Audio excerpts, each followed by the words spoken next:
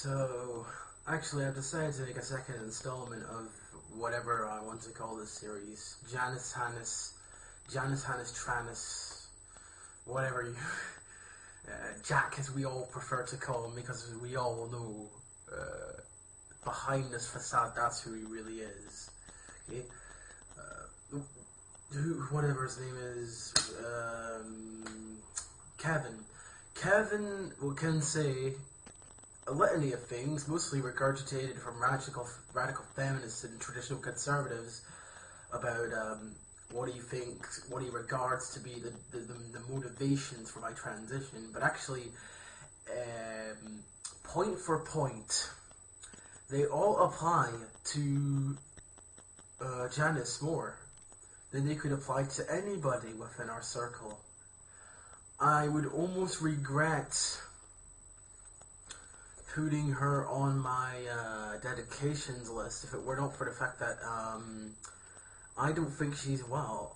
He's in a psychiatric institution for the reason being that his mother had the foresight to see that what he's saying is a genuine phenomenon his mother correctly sees as a manifestation of his illness. Whatever that may be. Narcissism, autism, psychopathy, take your pick. Janice is exemplary of the kind of fodder that's used by /LGBT/ and quite a few other places regarding the autist, etc.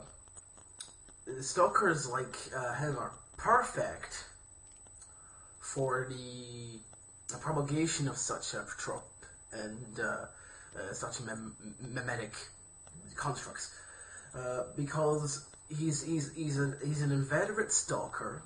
He's an inveterate manipulator who tries to manipulate whoever he stalks. He talks about me using affection as a manipulation tool, which in actual fact he had used in our first gathering on Skype, and our only and ever last time we had ever spoken, back in, I think it was April 2015, and he was even trying to solicit from me there his companionship, even though I'm not into tranny freaks, nor am I into women. So he failed there. He didn't realize where my real proclivities had actually lain, and where they still do for that matter.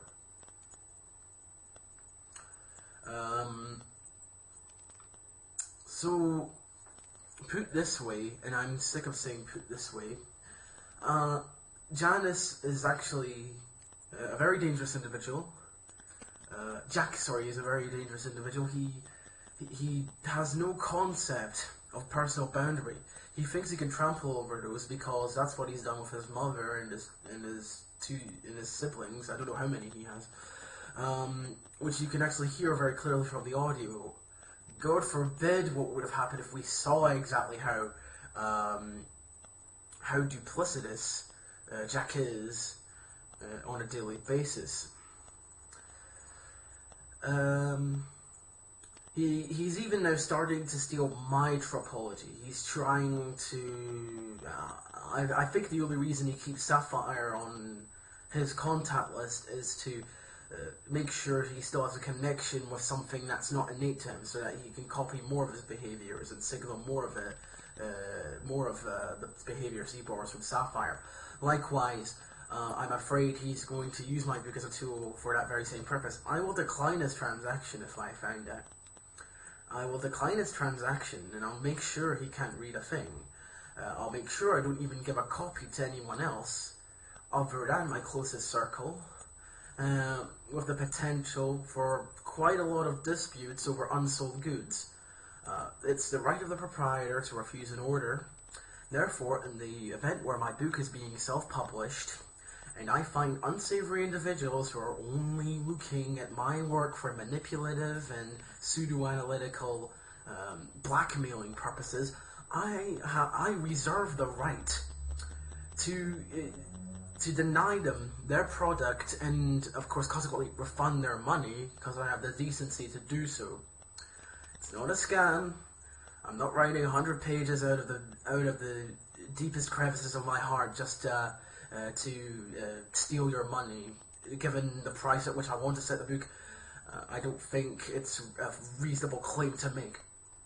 But Jack would do something like this, retool my work, use cut and paste and use the cursor tool and move this and that there and here and everywhere else to retool what I'm saying into his life story, even though he has no genuine one rooted in things that he is not. And these things he certainly ain't. Okay, so whatever he says about me, you can be guaranteed it's rooted in the basis of this chav psychology thing again. Projection, deflection, reflection, and all this crap. Although Kevin's chav psychological model does not accurately predict somebody whose behaviors are so complex as to encompass mine, Janus has shown himself behind all the failed attempts at being guileful, which are completely marred by the severity of his sociopathic and autistic conditions combined. He's quite a simple person. He's a very, very simple person. And you can be rest assured that anything Jack tries to do is pretty quickly foiled within 36 hours of his own frustration tolerance giving out like a short candle.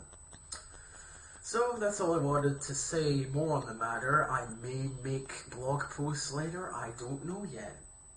In positive news though, let's get this page up.